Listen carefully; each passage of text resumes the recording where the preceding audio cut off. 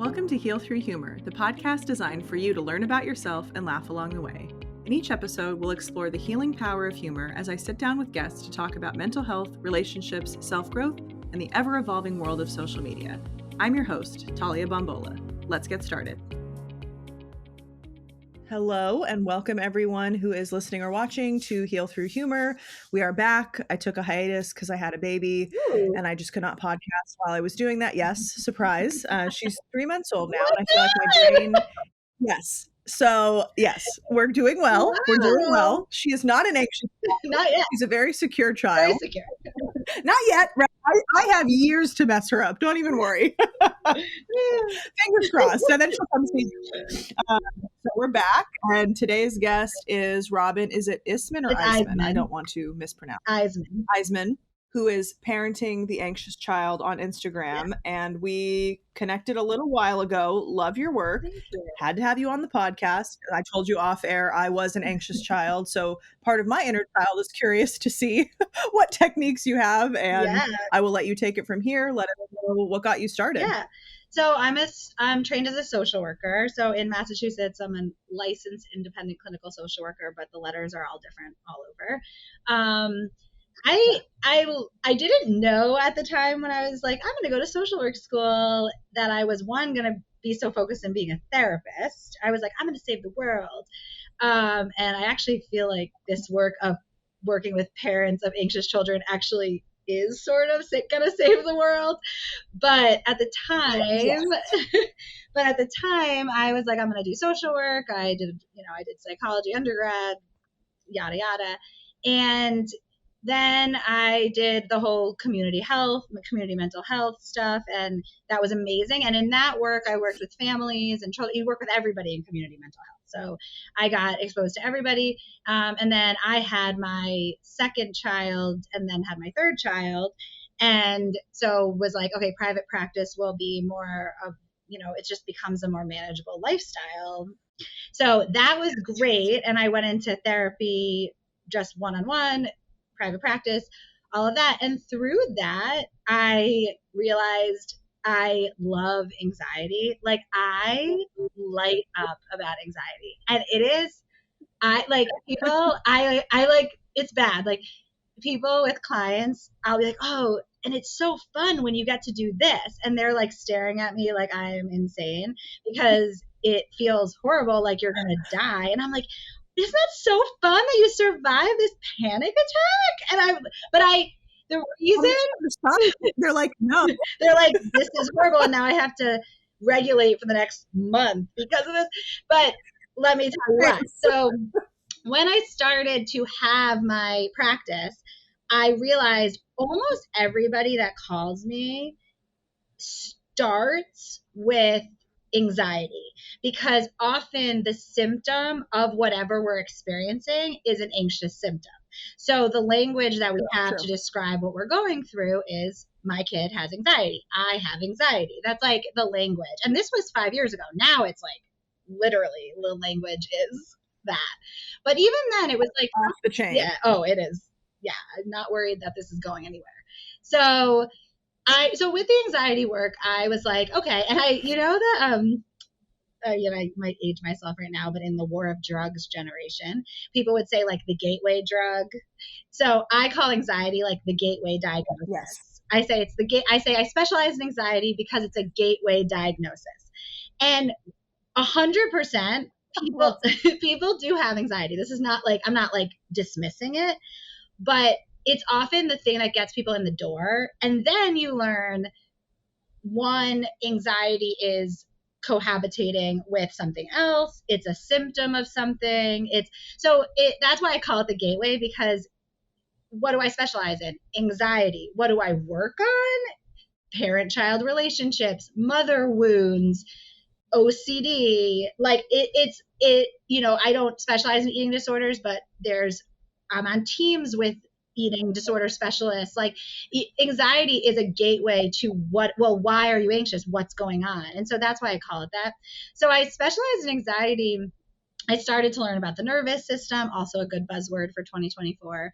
The nervous system, I started to learn about just all the things that I feel like I didn't really learn in grad school. Like, what is anxiety? How does it present? How do we work on it? Like, what is happening? And then, because I work with ages 12 and up, I started working with parents. And I was like, oh my God, like, this is the work.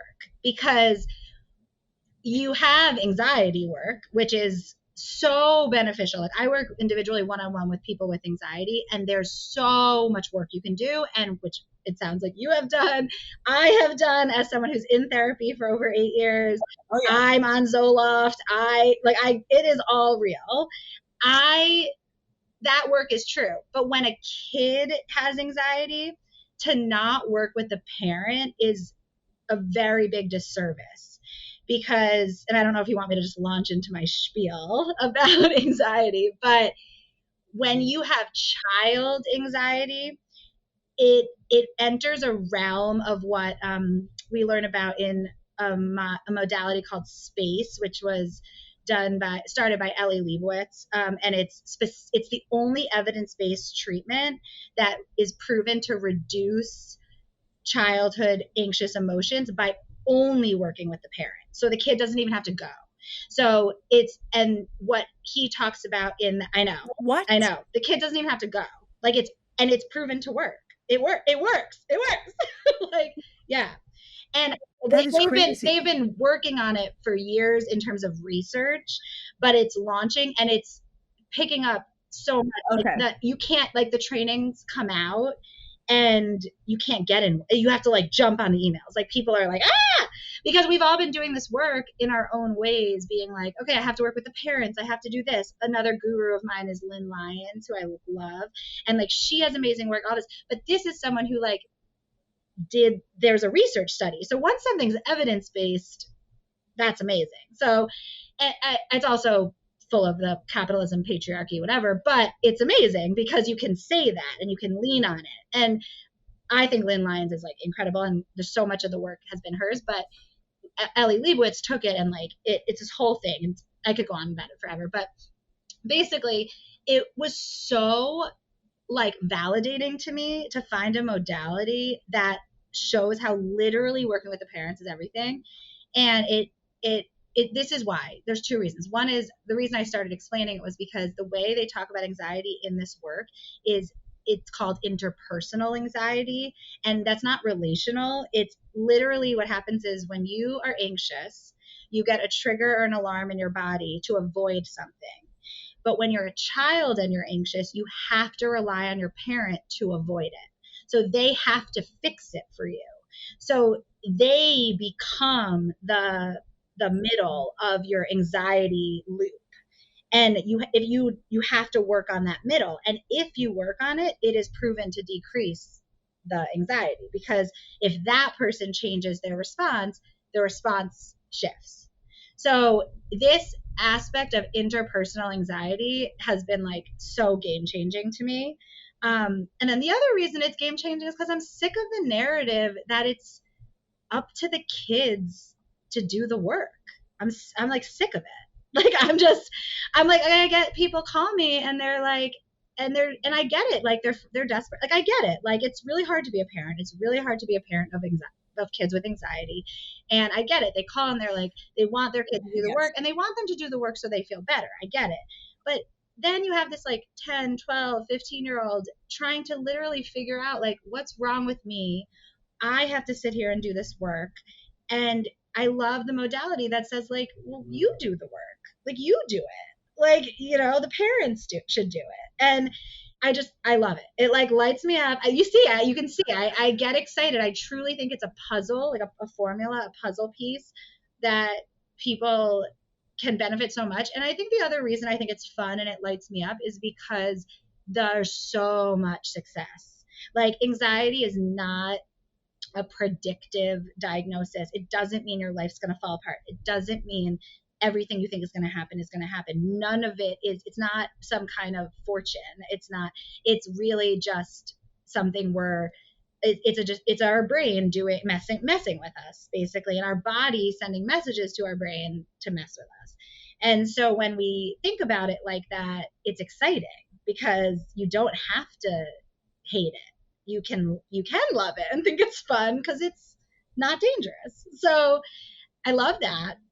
And I love that when like the part about it, holding the parents accountable is fun with the kids. So like when I meet the kids, I'm like, they're going to do it. They're going to do the work.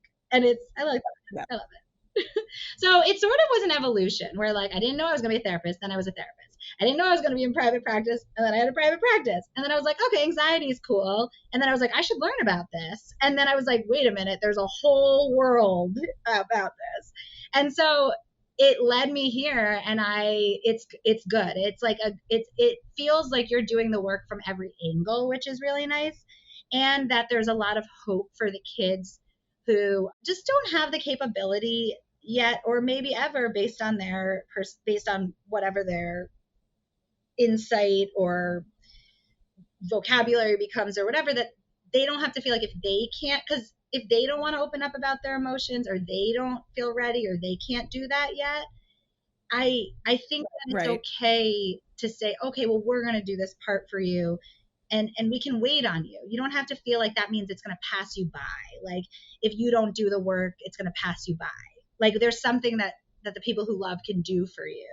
And I think that's really valuable also, because otherwise, like, it's hard. It's like hard to be a kid. It's hard to be a teenager right now. It's really hard. And for them to have to come and also do all this is like, it's almost impossible. It feels really hard. Have you ever seen the meme where it's like the two adults pushing a stroller, and one adult is like, I should really go to therapy, and the other says, I should go to therapy. You need to go to therapy. And then the kid says, I have a feeling I'm the one that's going to go to therapy. That's like my driving force. That meme is my motivation. Yes. So I love it. The parents where it's like I messed up and the little kid has like, I'm going to be a whole different version of messed up, or what I'm paraphrasing because I can't think of the exact meme, but it's like a whole new level. And I'm just like, that's my motivation too, because it's such a good reality, and it's so good that you work with parents, because the parents are the driving force, ideally supposed to be, whatever, in the household. And if the parent isn't addressing their own stuff, or that pulls them away from being able to be there for their kid and address their kid's stuff. That's what I see. I used to exclusively work with teens parents, and they'd be like, well, I can't just drop them off. I'm like, it's not a dance class. Like, I'm a stranger, first of all. Second of all, this is your child's psyche in my hands. Like, I'm not going to hurt them, but like, you also need to be in the room. And I have it on my website still. Like, you are with your child 167 hours a week. I'm with them for one.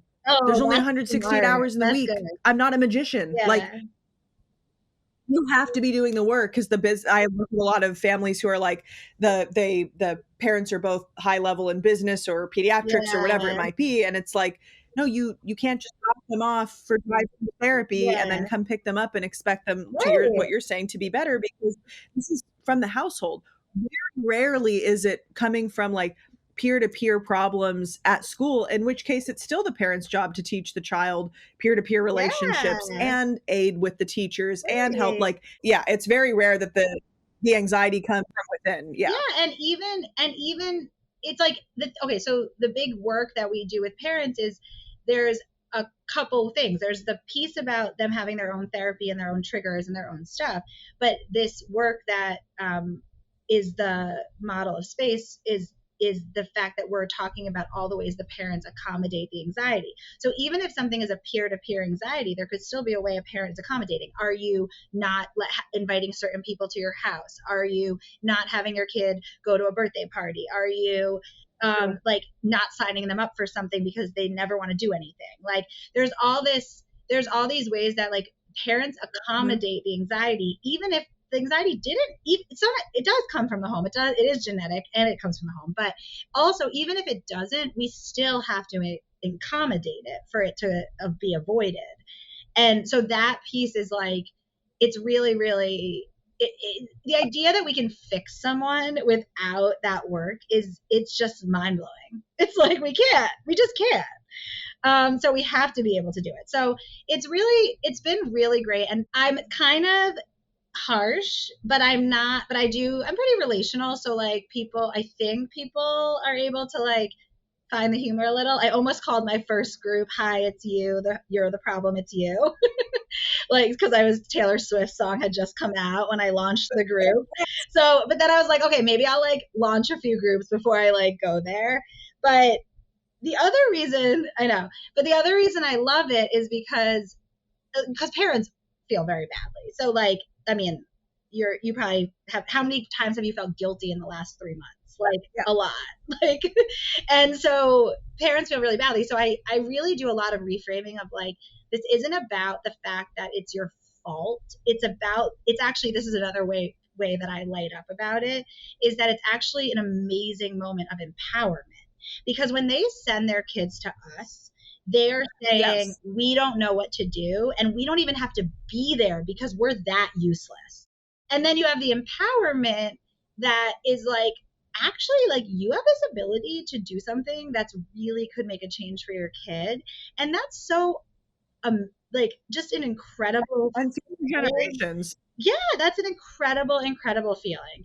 And so parents always, including me, like, will be like, what is this my fault?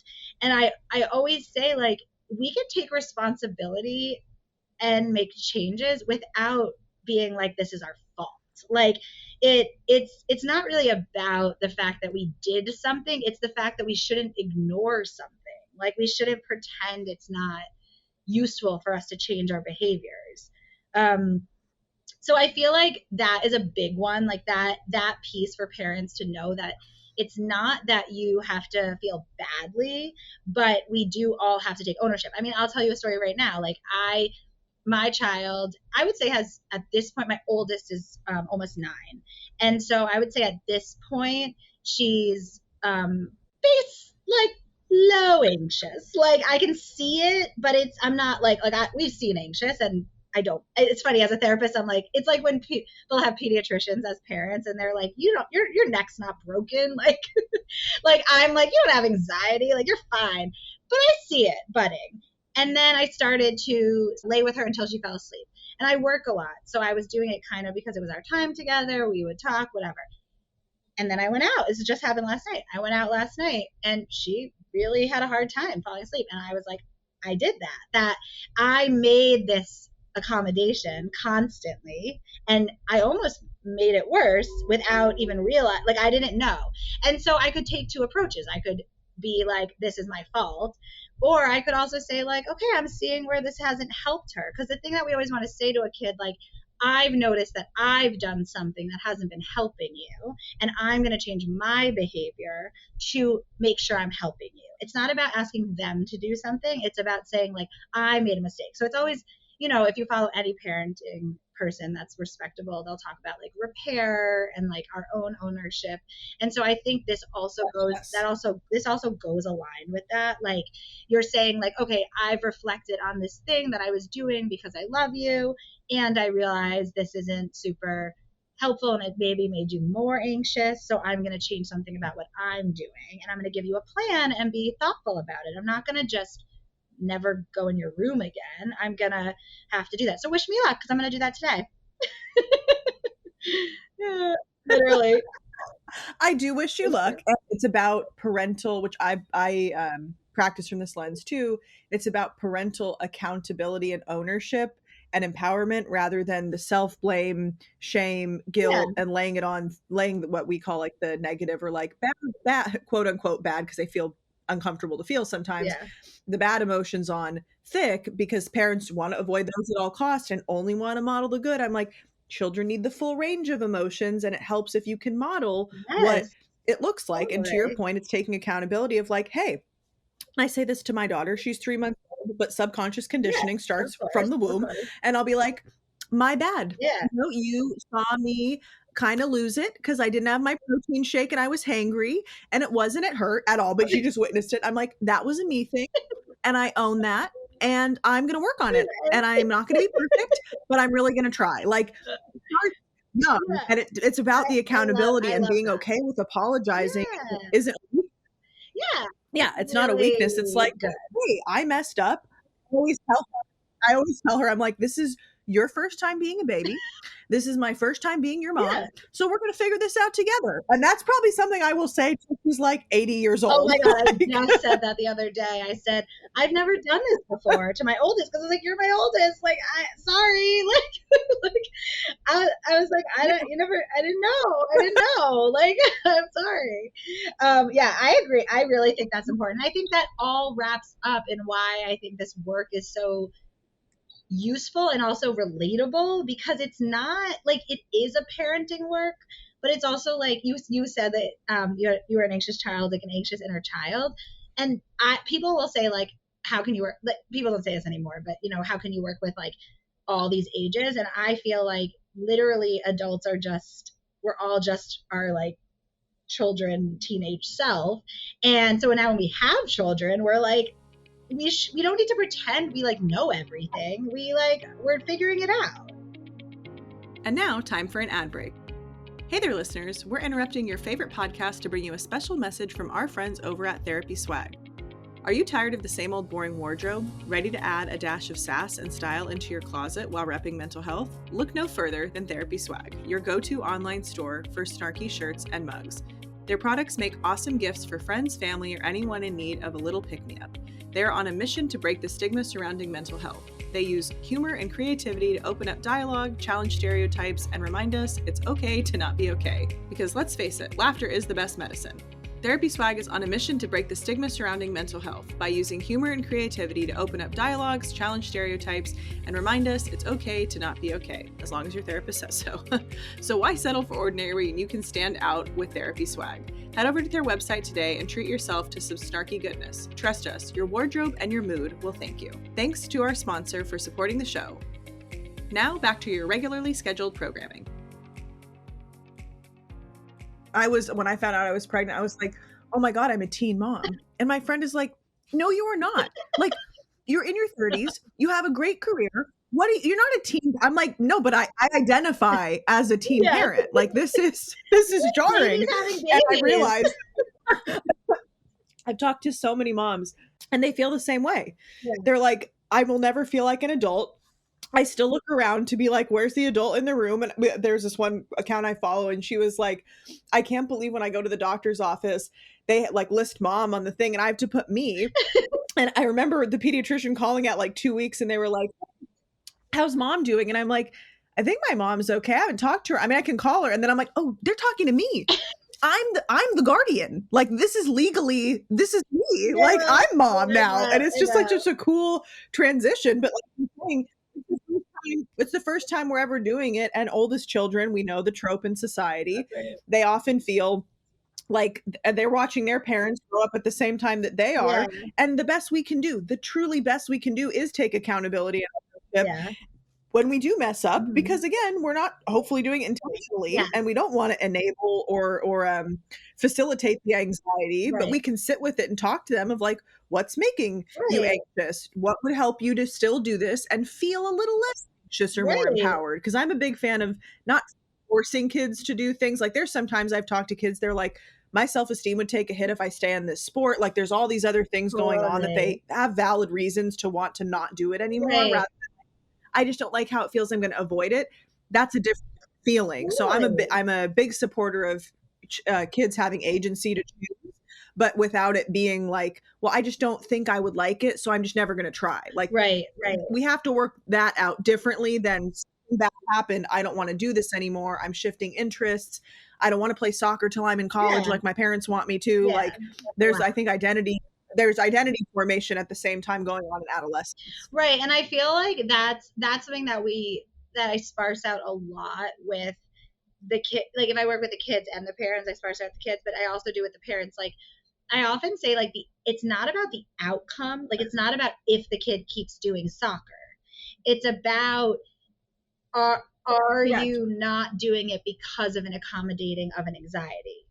And is there something else that a parent can do to like change in order to help the kids stay in the thing they want to do? And like, how do you ask your kid a question in a way? Like, we hear this a lot with kids that like want to play certain sports or want to go to sleepaway camp or want to go to sleepovers, but they're really anxious. And so it's not, but if you have a kid who truly just only wants to sleep in their own bed, then fine, like whatever. Like not every kid is so extroverted and wants to do all these things, but is the kid, so I'm always asking people, the parents, and if I'm working with the kid, that if, are you not doing this because you're scared, or are you not doing it because it doesn't sound fun?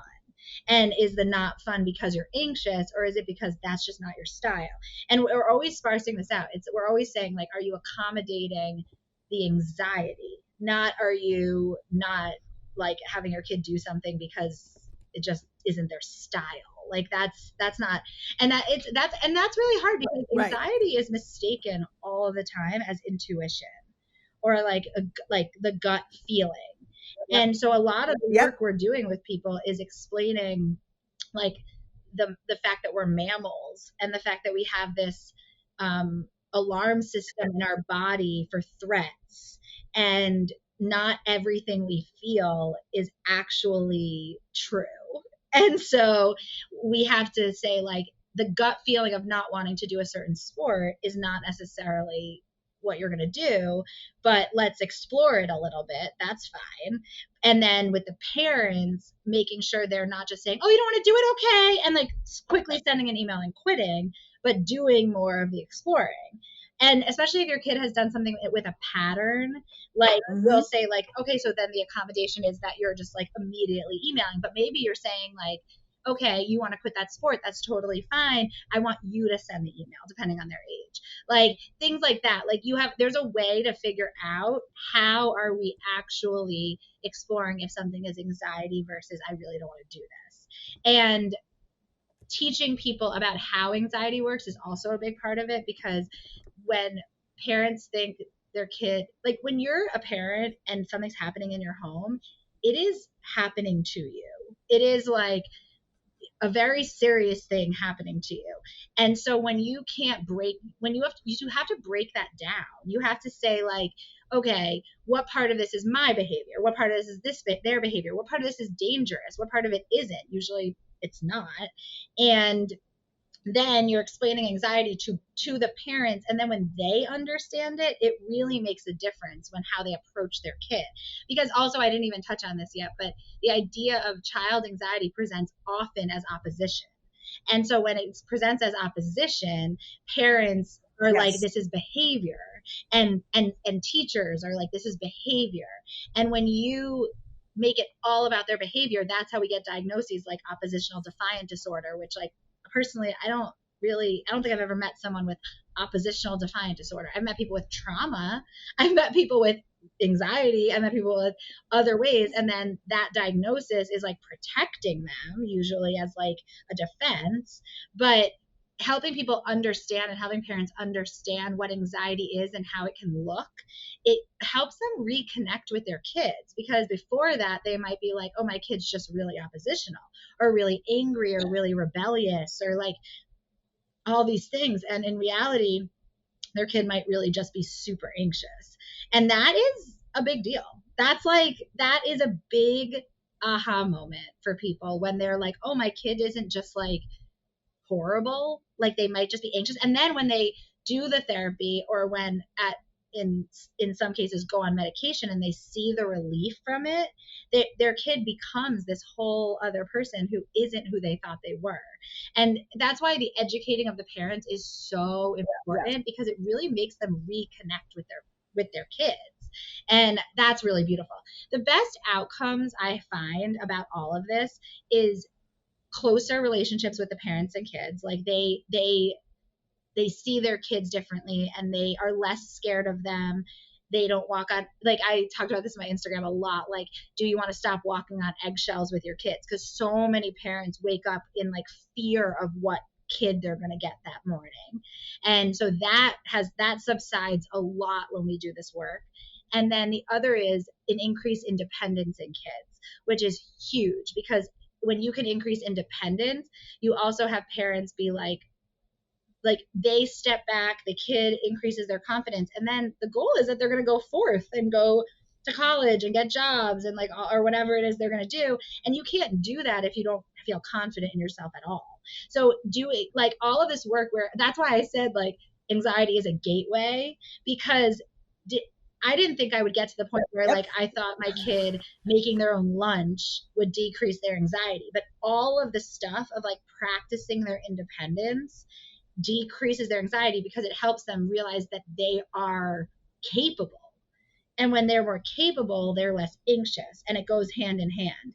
And so there are these like specific things I want parents to understand about the anxiety. Like it's not that your kid doesn't want to get dressed by themselves. It's not that they don't want to do anything by themselves. It's that they're so nervous. They're so anxious. And if we can help them either be less anxious or help them practice doing those things hand in hand, they'll balance each other out. It's like, that's why I light up, because it's so beautiful when you see it. And I have all these reviews on my Instagram highlights that I've been like putting up more consistently, and it's really, really beautiful. Like watching these people be like, I'm not scared of my kids saying certain things. I feel sturdier. Their anxious moment dissipated more quickly. Like I was able, or the best is when they have no faith in the process, but they do it and they're like, it worked. And I'm like, I know. And that is the best, because they are like, I told my kid this thing and they did it. And I'm like, oh. So I love seeing that progress is like, it's so, and also I think working with parents, I often preach the, like when people say why parents, I say it is the most efficient way to use your resources, your time, and your money is to focus on you. Because kids will be in therapy. Kids will be in therapy for the rest of their lives. Like mostly, like either they'll go and they'll take a break. I see kids like beginning of high school, and I'm still seeing them, and they're like it's not, that is a different type of work. But in terms of this, I'm like, if you want to see change, the most efficient way is for you to do this work on how to respond to your child. And it really, really is, it's been magical. It's been magical. Yes. I love working with parents even before I became a parent. Because I was in like, we call them allo parenting roles, like being a nanny or being a bonus mom, whatever it might be, step parent. Like having those roles does shift and change the way that you view it. And then obviously having my own child shifted and changed. And to your point earlier, I was raised by a pediatrician. So like the health anxiety for me was through, because I would mention, and I had childhood anxiety, and there were some things that were done to enable it, but there were also some things done to invalidate it. So it was like, when it was like the separation anxiety piece, that was definitely, they assisted with that. But then when it was the health anxiety, they're like, you need to stop going on WebMD. That is not what you have. Yeah. Why are you panicking? Because that was like when WebMD was a huge thing years ago. Yeah. I look back at it now and I think how much, and my mom is very smart.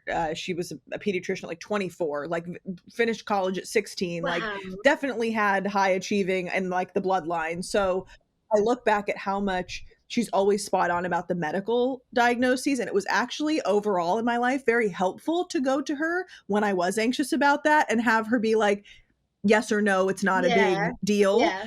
But being so focused on, I always joke, I talk to other therapists who are parents and I'm like, I don't know if I'm going to be so focused on the emotional and social health that I'm going to like accidentally miss a sore throat or something, or the physical health, like inadvertently give them another kind of anxiety because I'm so focused on right. Because it is all a balance. Like I think parents have to balance, and when they come in, balancing where your stuff is. And I've worked with, I used to specialize almost exclusively with teens, but with like really high conflict, high dysfunctional, self-reported families, because I grew up in a very loud family because we were Italian, but it was also dysfunctional in many ways. So I can sit with that and be like, that's all you got? Not to be dismissive, but to be like, we're going to get through this. Like, here's the hierarchy, here's the structure, here's where things need to shift and change. And so much of working with parents is helping them understand how much of a sponge their child is, especially when they're younger. But whenever they're watching you, they're looking to you as a role model and a template for what's not just morally right or wrong, but is this normal or not? Should I feel this way or not? What kind of response am I going to get? So being able to work with empower them to look at that and go, oh, I have so much agency. If I change my response in what I do, it helps my child change theirs. Of course I'm going to do it. Right. And actually, you just said the word, you just briefly said the word invalidated. It made me think of that one of the biggest foundations of this work is the idea that you can both validate what your kid is experiencing and believe that they can do something at the same time. Whereas I also post about this a lot on Instagram, but about reassurance. Yes. Like there is a difference between reassurance and validation. And a lot of parents get really mixed up about that, because I'll start to introduce the concept of validation, and then it's very obvious that the way they see it is more of this reassurance piece. And I explain, like, you can validate someone without making them feel like, oh honey, like you're gonna be okay, or you can just literally say that sounds hard, or like you seem scared, or like very just literally witnessing what they're going through, and then add on the piece about like, and I believe in you. And that is the most critical. When space was first being researched, they made this piece of it very small. It was just kind of like a bonus piece, but they've now made it one of the foundational, most intense parts of it, because it's, I would say, the quickest change comes from what we call supportive language. So this piece about validating your kid and believing in them at the same time is the most impactful part of the parent work, that you can do both those things. So like for your mom, like she's obviously smart. That's an incredible story. But even adding that, like, she could still validate your anxiety while she believed that you were okay. Like those things could happen at the same time. And us learning that, I think, is really powerful, to learn that you can do both. Definitely. And I think for a lot of the teens I would work with, a lot of them I'm not big into diagnoses, honestly. I think if they help get resources and support, great. But sometimes people overlabel themselves. They feel like they cannot break out of it. The parent uses it against them. So I'm a fan, but not a fan. Like I'll do it if I have to, but twist my arm kind of a thing. So when I work with a lot of teens, they would present with conduct disorder, oppositional, defiant, borderline, like really intense, what we would call diagnoses if we were to diagnose. And in reality, when looking behind the curtain and working with the parents, for the most part, it's, oh, they are accidentally or intentionally invalidating the child or teenager's experience, or so caught up in their own stuff that they're modeling self-invalidation, but also invalidation of others. How could we expect a teenager to feel like they're going to develop a role, identity versus role confusion in Erickson's stages, if that's not being modeled to them? And when validate, it goes so much further than they think. And to learn linguistically how to do it has been a game changer for a lot of the parents I work with. They're like, oh, I thought when I said that I was coddling them, because they came from the generation where if you talked about a feeling at all, it's like, no. And of course it's the generation that's like, well, we turned out, but did you though? Like, I feel like you don't feel things and you shove them really far down. I don't know. Fine. It's my least favorite F word. I don't think we should call it fine. Yeah. No, I agree. I think that like when you introduce, it's funny because as therapists, like the word validate is so benign to me. Like I'm like, oh, validate that, whatever. And then when I started using it with parents, their reactions are big. Like they're like, wait, is it either I don't understand what you're saying, but if I validate them, or my kid can't handle it, if I say that I see their emotion, they'll shut down on me. And like, of course that might happen. And one of the things that I coach people on all the time is like, you're only responsible for you doing the work the best you can. They are allowed to have whatever feelings they have. So they can shut down, they can take space, they can yell at, they can't yell at you and hit you and all of that. Like you're going to say, okay, I'm going to remove like we coach on how to do all of that. But at the same time, like if you're only doing something based on what you think they're going to do, then you're not. So when I use the word validate, they think all these things are going to happen if they validate them. And then that's not what happens. Like you said, it goes way further than people even realize.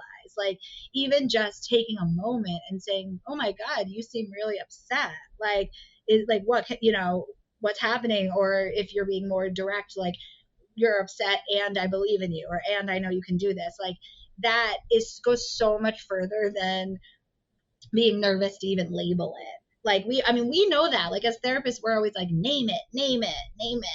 But like when you're in the moment with your kid, it's scary because you think if you name it, it's going to happen.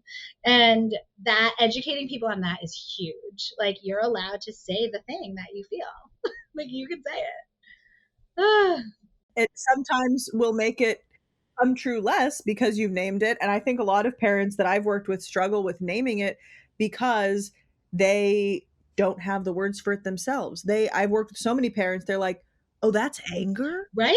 Oh, that's guilt? Like and it's not no. we were clinically trained in this, and that's where I learned a lot about emotion regulation too. I didn't grow up knowing it. I had to learn it. So they're like, oh, wait, that makes so much sense why it was uncomfortable for me to see my child or teenager get to do or go through something that I never knew the name for or got to do or go through myself. Because the second I had a big feeling, is what I like to call in my own childhood home, for the parents that I work with, they're like, we got sent to our room, we got punished, we were told not to do that. So they learned like only good emotions, no negative emotions. Everything must be above board and don't piss off one parent or the other. You have to keep the child does not set the emotional tone of the household. The adults are supposed to, but so many times the child does set the emotional tone of the household because, like you said, the parents are afraid of them, or they're like, almost in a weird, because I practice psychoanalysis, like subconscious way, they're almost like envious of the child that they get to express in a way that they don't or never got to know. And that's a whole hierarchy system where it's like the parent acts like the child and the child acts like the parent. It's we could talk for hours about this. This is fascinating. And also they might not be setting the tone, but they might be put in the place of being responsible. So like if one parent's upset and then the kid does something to make that parent more upset, then the other parent might come to them and say, well, why did you do that? And then no adult ends up taking ownership. And I've been known to say, like, this is a you problem. Like, you need to work on that emotion. Like, your kid is not responsible for your emotions. And so that piece of it is like a lot of what we're doing. And I know from what you say, I feel like this is what you're doing too, is like, is differentiating between people, like taking like the enmeshment away and being like, you can have your feelings and behaviors, they can have their feelings and behaviors, you can have feelings about their feelings, but it's not all like one big blob. It's like their behavior and their reaction is theirs, and your behavior and your reaction is yours. And because a lot of times the initial response to me is this feeling of, well, I can't do that because then they'll do this. And I'm like, well, you can do that, and then they can do that.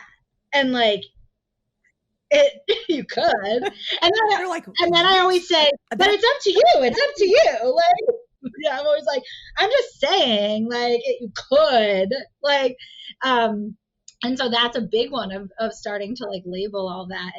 And that's a big part of the work of this, because a lot of times when I first start working with parents, they'll say like, I don't even know where the anxiety starts and ends and where I start and end, because it's been going on for so long. And so a lot of it is really, really zooming in to like, and changing the language constantly. Like I'll say, how are you doing? And they'll say, well, she had a bad day. And I'm like, okay, well, how are you? And I have to like ask multiple times, or they'll be like, oh, she had this happened. And they'll be talking about your kid. And I'm like, okay, but what did you do? And I'll say, but what did you do? And I'll say it like multiple times. And so really, really working on like that ownership. And it's fun. The reason I love to like the name of this podcast and all of it is because like I do bring humor into it, and I do like get a little sassy and like a little pushy and a little like, and I'm not the right person for everyone. So like it's fine. But I think part of it is because I'm like, we're not all like delicate flowers or snowflakes. Like we gotta